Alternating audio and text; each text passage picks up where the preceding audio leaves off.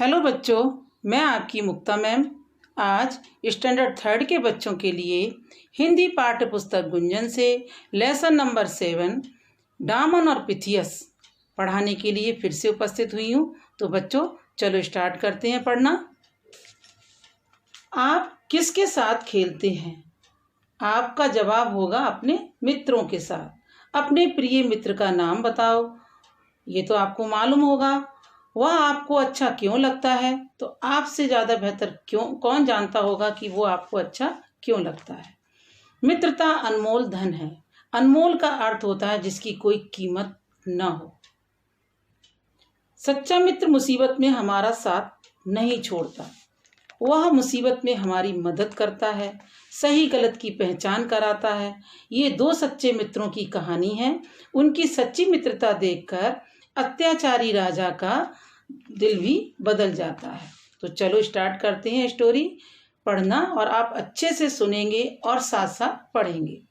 दो मित्र थे, एक का नाम था पिथियस और दूसरे का नाम डामन।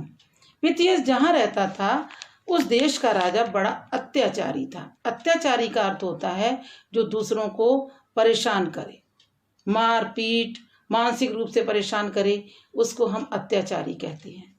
उसने कुछ दोष लगाकर पिथियस को कैद कर लिया। दोष यानी कोई आरोप लगाया, इल्जाम लगाया और कैद कर लिया, यानी उसको बंदी बना लिया और उसे फांसी की सजा सुना दी।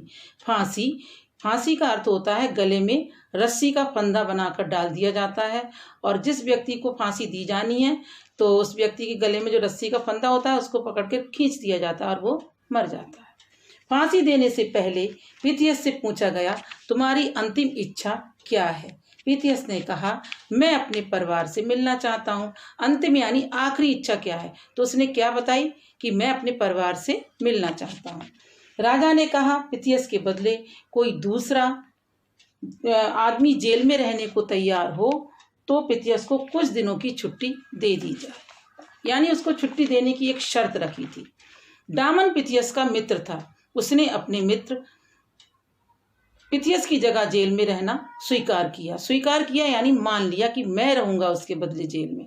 पिथियस अपने परिवार से मिलने चला गया। लौटते समय हवा उल्टी चल रही थी। कैसी चल रही थी? उल्टी, यानी विपरीत दिशा में बह रही थी, अपोजिट डायरेक्शन में थी।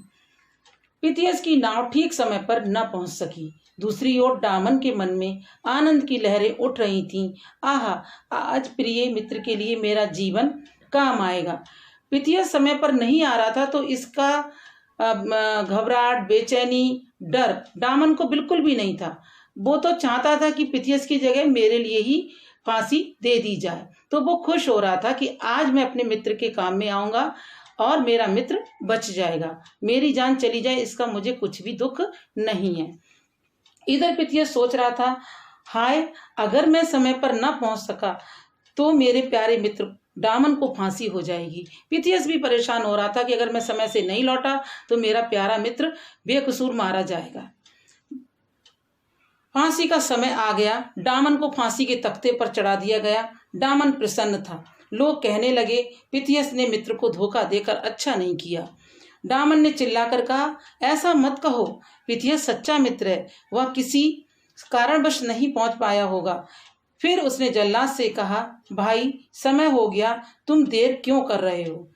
जब लोगों ने देखा कि इसका मित्र अभी तक नहीं आया और इसको फांसी पर चढ़ाया जा रहा है तो लोग कहने लगे कि अरे, इसके मित्र ने तो धोखा दे दिया। उनकी ऐसी बातें सुनकर डामन ने चिल्लाकर कहा, मेरा मित्र धोखेबाज नहीं है। समझ में आया? मेरा मित्र जरूर कोई ना कोई कारण ऐसा रहा होगा जिसकी वजह से रुक गया। और उसने जल्लाद से कहा कि आप मुझे फांसी दे दो। जल्लाद यानी जो फांसी देता है। इतने में दूर से आवाज आई, ठहरो ठहरो, मैं पिथियस हूँ, फांसी की सजा मुझे हुई है। यानी पिथियस वहां पर आ पहुंचा और उसने जल्लाद को रोक दिया कि सजा मुझे हुई है, इसको मत मारो। देखते ही देखते पिथियस घोड़ा दौड़ाता वहां आ पहुंचा। उसने झट से कूदकर फांसी के फंदे को अलग कर दिया। उसने डामन को गले से लगा लिया। दोनों की आंखों में आंसू बहने लगे।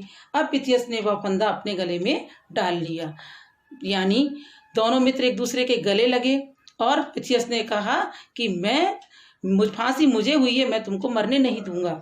राजा चिल्लाया, रुको रुको, मेरे पास आओ, मैं ऐसे सच्चे मित्रों की जोड़ी को तोड़ना नहीं चाहता। जब राजा ने उनकी सच्ची मित्रता देखी तो उसका मन जो था वो बदल गया।